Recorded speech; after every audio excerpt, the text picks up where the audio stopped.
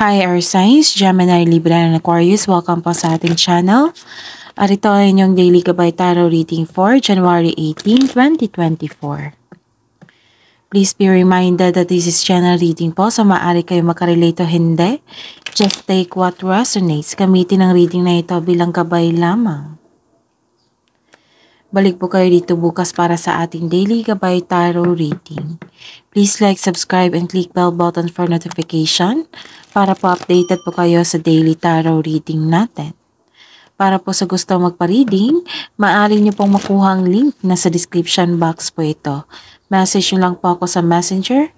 Maraming salamat po.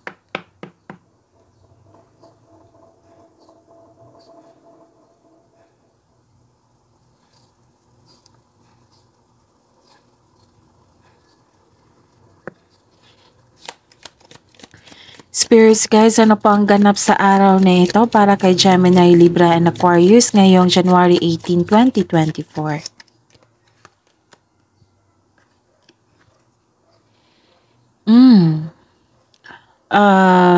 Lumabas ito kahapon, oo, kay Gemini, Libra, and Aquarius. Nagkaroon ng opportunity na kailangan yung pumili. Oo. You have to make a best decision. Okay? Best choices para makagawa ka ng big decision. Okay? May dumating kasing opportunities na kailangan yung pumili kung ano yung kunin nyo or tangkapin nyo. Kailangan yung magdesisyon ngayon. So, 2 days na lumabas ito. Ano kayang opportunity ito? Gemini, Libra, and Aquarius. So, pag-isipan nyo ng mga buti para mapaghandaan po.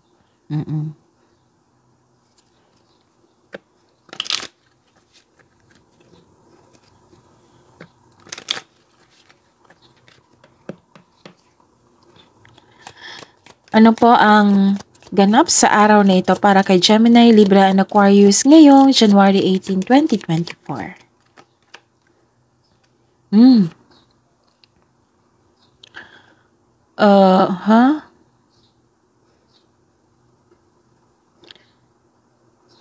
This is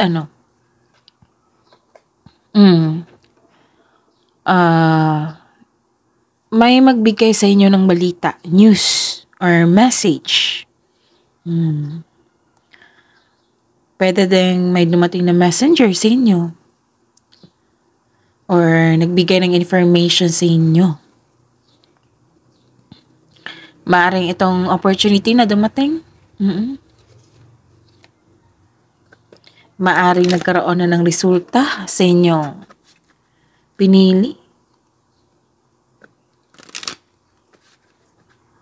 Sa inyong napili. Baka mayroon ng resulta. Kasi may nakita akong nagbigay sa inyo ng information, message, or news. Baka resulta na yan sa inyong desisyon.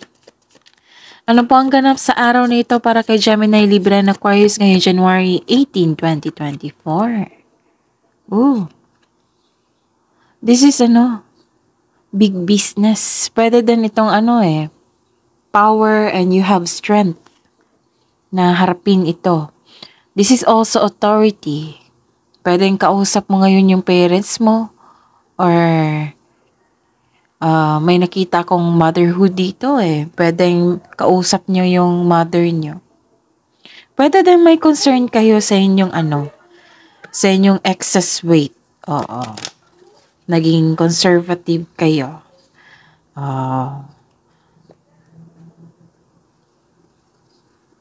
Conscious. May concern kayo sa inyong excess weight. May maaring kausap nyo ngayon ang boss nyo or mother figure or mother nyo talaga. You have a power and strength. May pinaprotektahan ka. Sino kaya ito, no?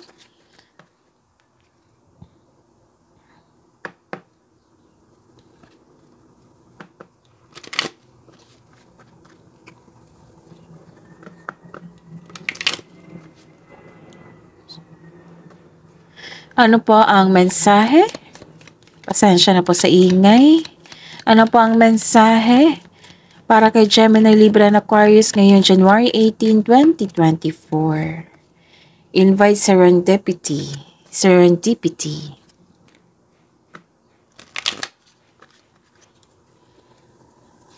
Ano po ang mensahe para kay Gemini, Libra, and Aquarius ngayong January 18, 2024?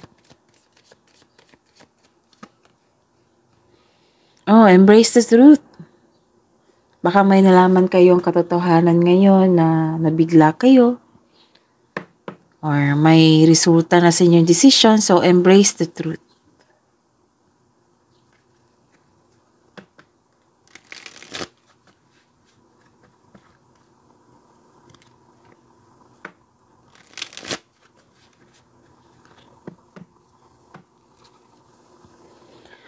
Ano po ang energy ni Gemini, Libra, and Aquarius ngayong January 18, 2024? Spirit's Guide. Clarification of this card po.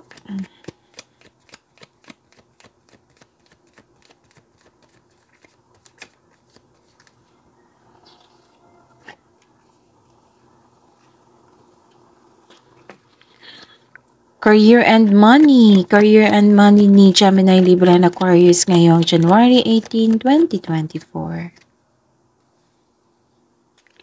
Clarification of this card po.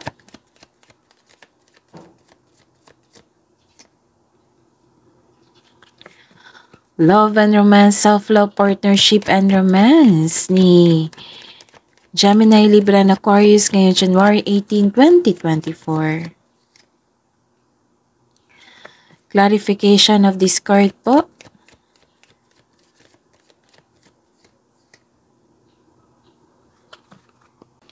By the way, Gemini, Libra, and Aquarius, please visit our channel po. Scroll down nyo lang po. Andun po yung separated video ni Gemini, Libra, and Aquarius 2024 gabay tarot reading nyo po.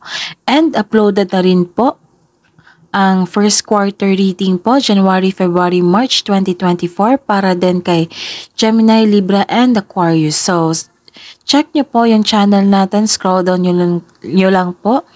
Oo, bago ko lang yung na-upload, yung first quarter nyo. So, maraming salamat po. Ngayong January 18, 2024 para po kay Gemini, Libra, and Aquarius. Nag-iisip kayo dito. Nag-iisip kayo mag-isa. Gusto nyong mapag-isa para makapag-isa. What I meant is para mag-isa. What I meant is I'm sorry. What I meant is gusto nyo mapag-isa para makapag-isip ng maayos. Yan. Ano ba yun? So, you have divine inspiration. Sa time na nag-isa ka, nakita mo yung inner truth, nagkaroon ng enlightenment, nagkaroon ng enlightenment, nagkaroon ng solitude. Maraming mga tao nagtakot mag-isa. Baliktad naman sa inyo, Gemini, Libra, and Aquarius. Gusto nyo maglaan ng oras na kayo lang po. Para makapag-isip ng maayos. Soul searching ika nga. So, you can restore your energy by spending time with yourself. Para pagbalik mo, you will feel your energy restored at handa ka na. So, this card tells you na all life's answers are within you.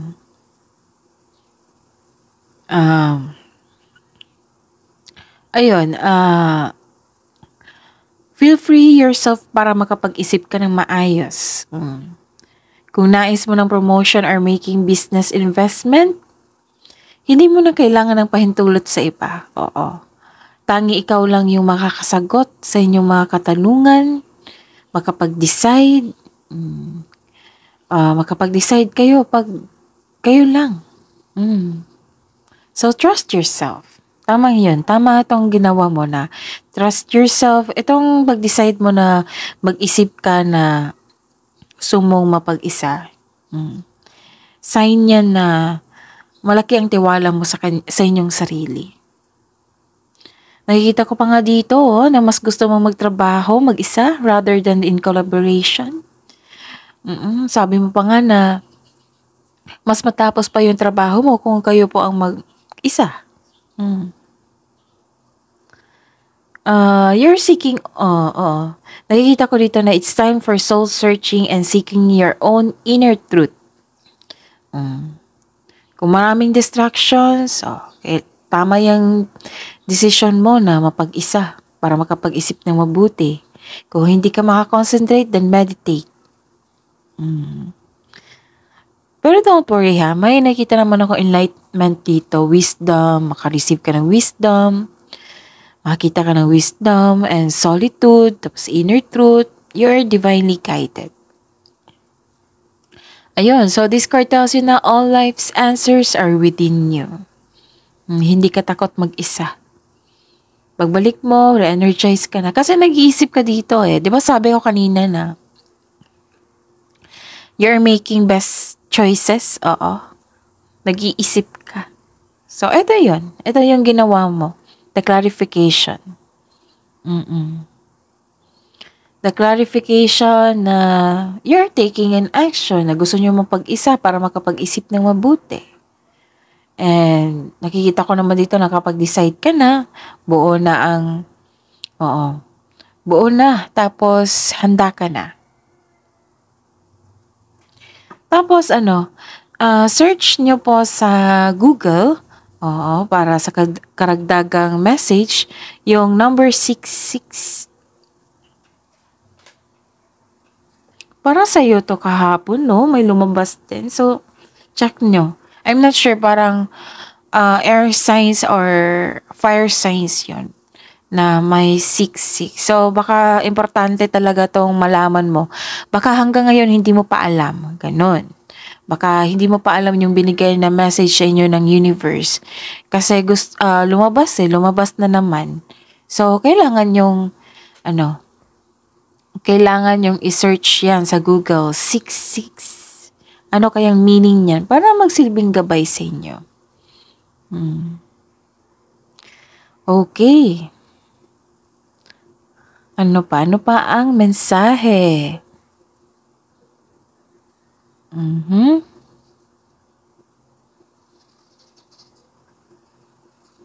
Okay.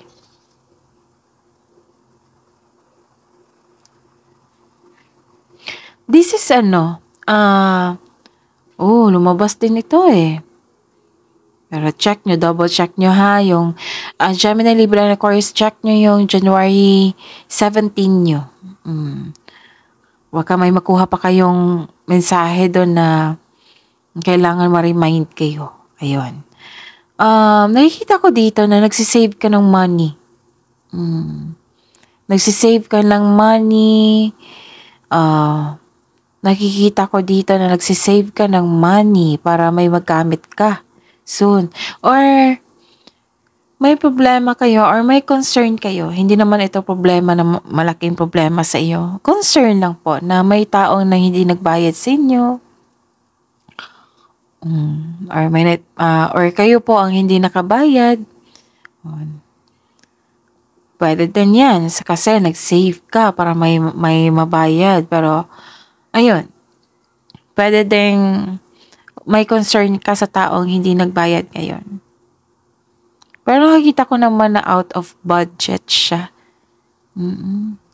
So, check nyo po, Gemini, Libra, and Aquarius. May concern kayo sa isang tao na hindi nagbigay ng tamang time, halaga, sa kanyang kapwa, maaaring partner nyo to. Or kasamahan dyan. Okay? Pero after this situation, may nakita akong generosity po. You are sharing resources. Hindi ka kasi madamot, Gemini, Libra, and Aquarius.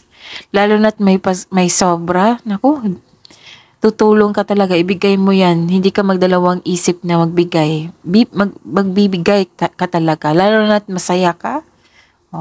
Pansinin nyo, Gemini, pag masaya kayo, di ba, naging mas generous kayo sa kapwa nyo. Ano pa? Ano pa ang mensahe? Mhm. Hmm. Some of you, may unexpected visitor ngayon sa inyong trabaho, negosyo, or may nag-message sa inyo na bigla mong naalala ang past. Oo. So, ayun. Some of you naman naka-move on na sa past. Naalala nyo lang. Pero some of you, parang natigil. Natigil yung araw nila. Kasi may naalala kayo na past na siguro nag-cause ng trauma sa inyo. Kaya, nagkaroon ng distraction. Pero some of you, nakikita ko naman dito na naka-move on na. Naalala nyo lang. So, try something new sa present and para sa expectation mo, para may expectation ka na better outcome sa inyong future. Oo. Baka kasi sa kaka-look back natin sa past, naging stagnant na yung present natin. Paano na kaya yung future? So, let the memories rest. Oo. Part na yun ng memories mo. Hindi na yan existing sa present nyo. So, may naalala kayo sa past nyo.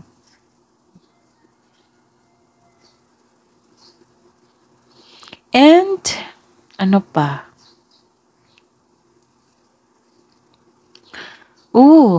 May nakita po akong competition dito, rivalry. Ngayong araw na ito, ayun, nagkaroon ng struggle o conflict sa workplace mo, o nagkaroon ng rivalry with coworkers. Meron naman, healthy competition, di ba? Pero baka, mag-iwas na lang po kayo kung pansinin nyo kung yung taong nakipag-compete sa inyo. Masasense mo yan pag healthy competition. Ang saya niyan. Oo, ang saya niyan. Na-experience ko yan, yung healthy rivalry, competition, parang kayong naglalaro lang. O, sports lang kung sino yung manalo. Sports lang kung sino yung mas angat. Ayun. Pero may unhealthy, di ba? May unhealthy po na competition or rivalry. Pansinin nyo, mapansin nyo yan. Ma-feel nyo yan. Yung energy ng isang tao, kung healthy ba or unhealthy yung pagkikipag-compete niya sa inyo. Diba, pansin natin Gemini, Libra, and Aquarius, nagulat na lang kayo, na may nakipag-compete sa inyo, may nakipag-rival sa inyo, kasi nakikita nilang magaling ka. Pag healthy competition kasi yan, nakikita ka nilang maangat ka, nasa taas ka, tapos kinuha nila yun as inspiration, kung kaya ba nila na maabot yung naabot mo. Sana nakuha nyo yung na mensahe ko. Meron talaga yan, di ba? Healthy competition. Pag unhealthy, yung parang nag-aamok. Parang, yung kasali na yung sinisiraan yung achievement mo kasi naiinggit siya sa inyong achievement. Oo. So, ayun. Walang problema sa inyo. Sa pag-aaral ko, si Gemini, Libra, and Aquarius, magugulat na lang kayo sa isang araw na may nakipag-compete sa inyo na hindi nyo naman gusto yan. So, comment down sa mga naka-resonate. Kasi yan yung nakukuha ko na pasensya na po, may nagbenta po sa labas. Opo. Ayun nagugulat na lang kayo sa pag-aaral, based sa pag-aaral ko to na gugulat na lang kayo na may nakipag-compete sa inyo. Parang habol siya para maabot niya yung level nyo. Ewan ko ba kung bakit may ganyan. Siguro, part niya na yan as challenge sa kanyang buhay. Pero, pwede naman healthy competition. Ang Actually, ang saya yan. O, ang saya niyan na yung magkaroon ng healthy competition, lalo na't kaibigan mo yung kakumpit mo, nakipag-compete sa inyo. Pero sa pagkakilala ko talaga kay Gemini, Libra, and Aquarius, ayaw niya talaga. Parang, you are living kasi na neutral lang. Wala. Uh, you mind my own business. You have your own business and meron din siyang sariling business niya. Yung nagre-respect ka ng space sa kapwa mo. So, comment down kung naka-resonate po kay Gemini, Libra, and Aquarius. May kakilala din ako niyan na-open up niya sa akin, which is air signs din na nagulat na lang siya nakipag-compete sa kanya. Medyo hindi siya masaya kasi ayaw niya makipag-compete kasi pwede naman makipag-compete siya sa kanyang sarili, sabi niya. Pero ayaw niya makipag-compete. Parang naiirita siya, naiilang at ganun. Parang ang feeling niya, ang sikip-sikip, ganun. Gusto kasi ni Gemini, Libra, and Aquarius, yun lang, mind your own business, trabaho lang kayo, yung challenge lang niya lang yung sarili niya. Ayaw niya yung may competition kasi yung isip niyo is, kung may competition, majority kasi niyan, may competition is unhealthy, diba? Oo, magkaroon ng away. Ayaw kasi ni air signs niyan. Lalo na ang magulo, toxic yung tao. Nako, ayaw niya yan. And may iniwasan din si Gemini, Libra, and Aquarius. Kasi si Gemini, Libra, and Aquarius, tahimik yan, mabait yan. Pero yan pag napuno, nako, good luck na lang. Opo, good luck na lang. Kasi, mahaba ang pasensya niya ni Gemini, Libra, and Aquarius. Pag napuno yan, nako. May nakilala ko na air signs na masakit talaga magsalita. Based din sa study ko, masakit magsalita kasi prangka sila. Yun yung katotohanan. 'Di ba? So, naka-resonate pa kayo, Gemini, Libra, and Aquarius? Paano ba kayo magalit? Paano ba mataas bang pasensya nyo? Kasi sa pagkakaalam ko talaga na mataas ang pasensya nyo. Kung may nakita nga kayong hindi maganda sa kapwa nyo, lalo na't mga kaibigan nyo, hinahayaan nyo lang. Gusto nyong may matutunan yung taong yun eh. Pero hindi kayo nag-tolerate.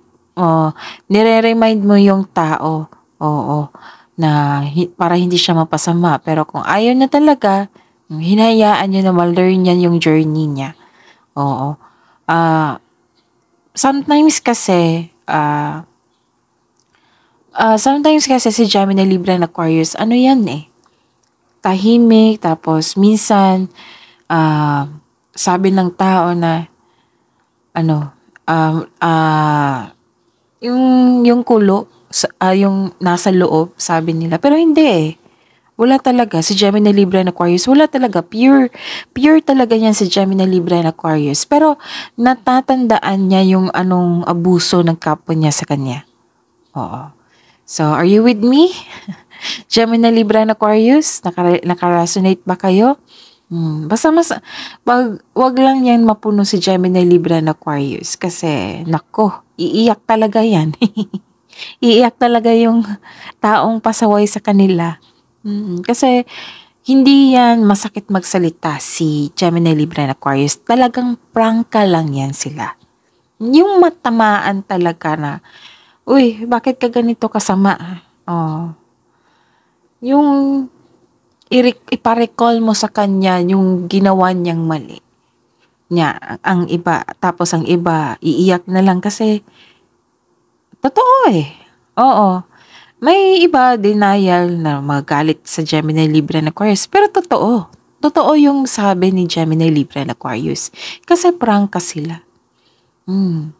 Pero ayun, genuine talaga yan si Gemini, Libra, and Aquarius. Pag yan napuno sa isang tao, nako, wala ka nang ulit sa kanila. Oo.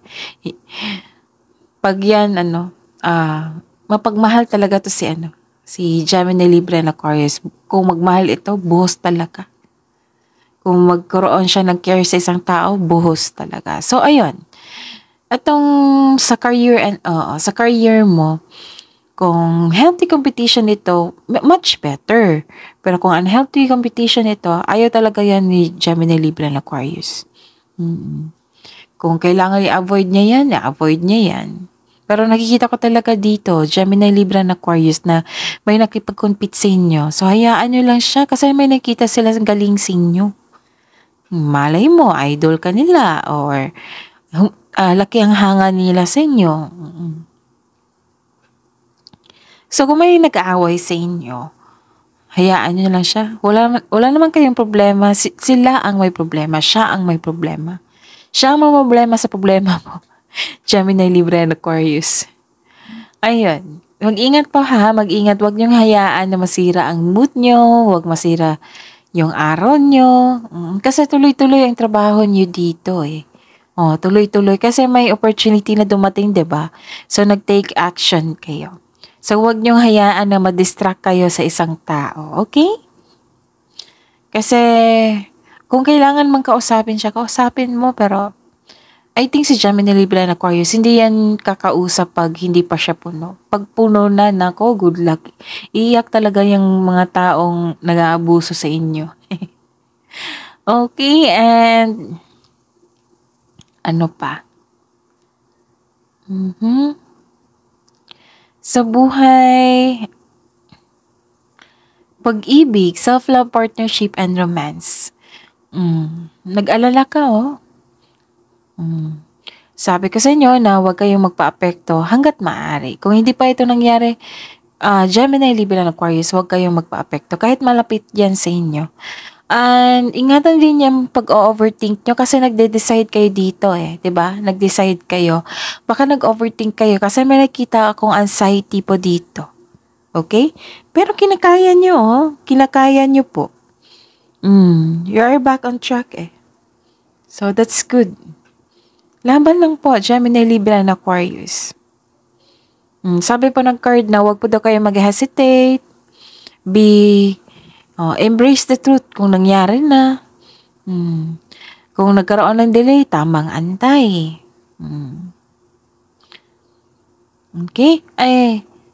Gemini, Libra, and Aquarius, bago ko makalimutan. Kung may ka-date po kayo ngayon, sabi po ng card na wag po muna daw sagutin. Oo. Wag po muna daw kayo pumasok sa isang relasyon kung pwede po. Kasi may nakita dito na some of you may makakilala kayong playboy o maka one night stand. Adult naman tayo lahat dito. Or ilan sa atin makikilala kang playboy o maka one night stand. Kaya dobleng ingat po sa taong ito. Okay? May manloloko po. So, ingat po. Gemini, Libra, and Aquarius.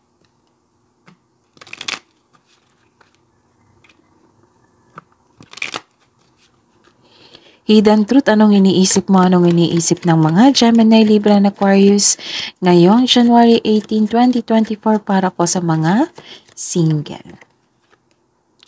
I will wait for a sign from you.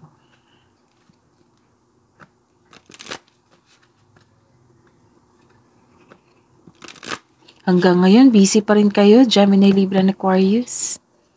Kahit sa pag-iisip po, busy kayo. So, stop overthinking na. Bumango naman kayo dito. Hidden truth, anong iniisip mo? Anong iniisip ng mga Gemini, Libra, and Aquarius ngayong January 18, 2024?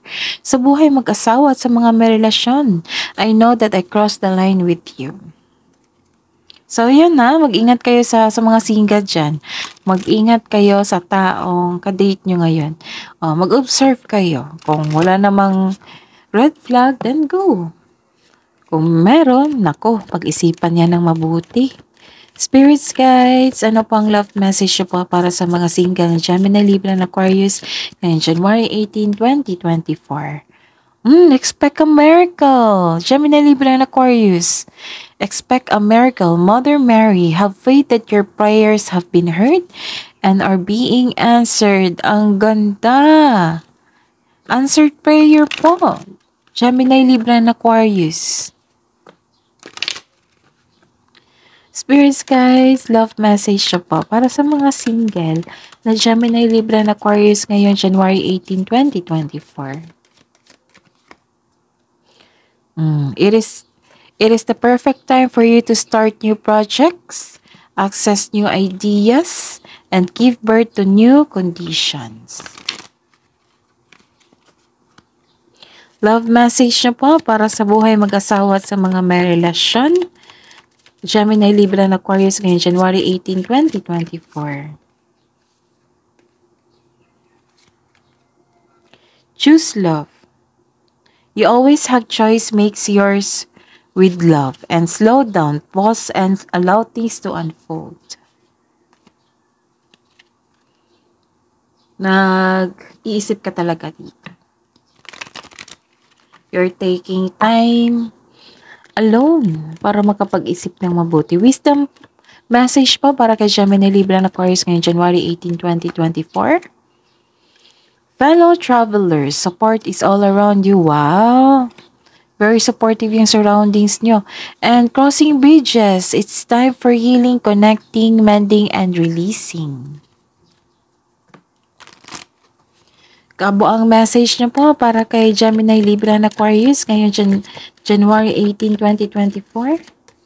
Spirits guide, your commitment is being tested and believe in the impossible.